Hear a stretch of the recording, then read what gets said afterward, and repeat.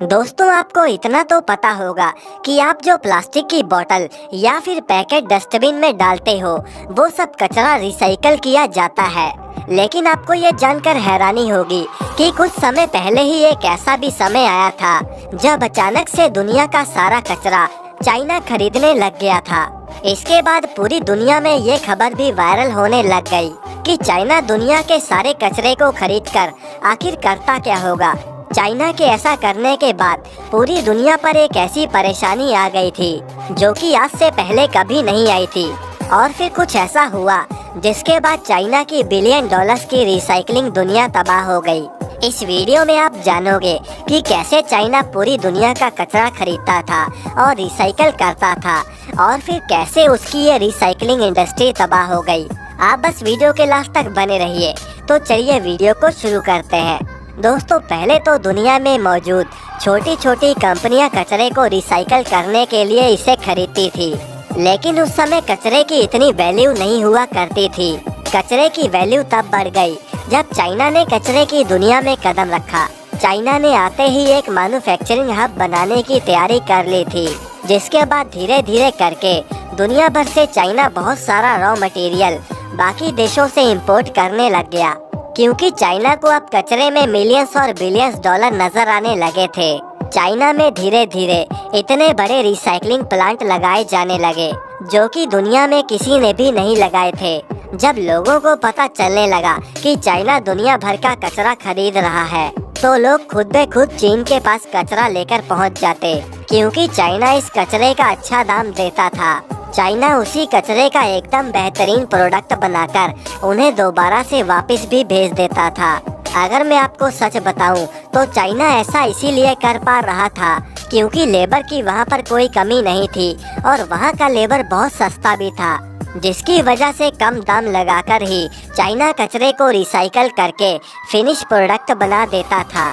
अब चाइना की इतनी होशियारी से काम करने के बाद एक ऐसा वक्त भी आया जब पूरी दुनिया का 70% कचरा चाइना के पास ही रिसाइकल होने लगा। इसका अंदाजा आप इसी बात से लगा सकते हो कि सन 2016 में अकेले यूनाइटेड स्टेट ने चाइना को 7 मिलियन टन कचरा रिसाइकल करने के लिए भेजा था।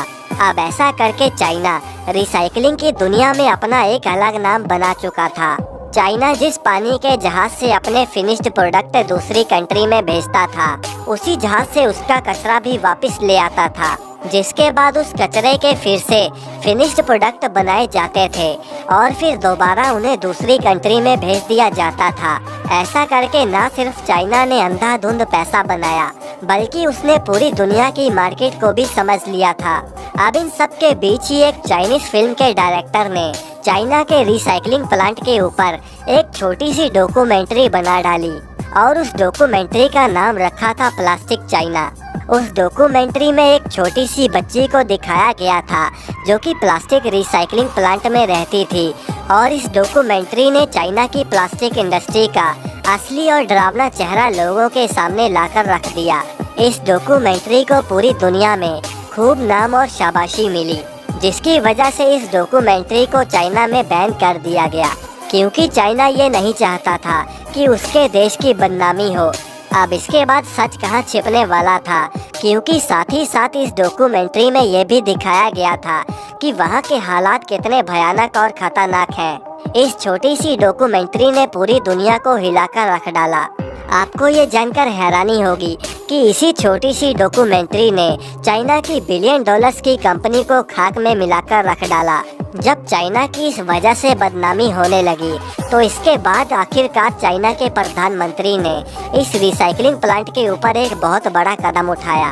उन्होंने साल 2017 में वर्ल्ड ट्रेड ऑर्गेनाइजेशन में जाकर ये कहा कि अब से चीन 4 मुख्य चीज़ों को रिसाइकल नहीं करेगा, जिसमें कॉटन, वुड, प्लास्टिक और पेपर भी शामिल था। चाइना ने इस ऑपरेशन को नेशनल स्वॉर्ड का नाम दिया। अब इस मुद्दे के बाद चाइना थोड़ी ही मात्रा में पूरी सिक्योरिटी के साथ कचरा रिसाइकल करने लगा, जिससे कि उनका वातावरण और वहाँ के लोग सुरक्षित रह सकें।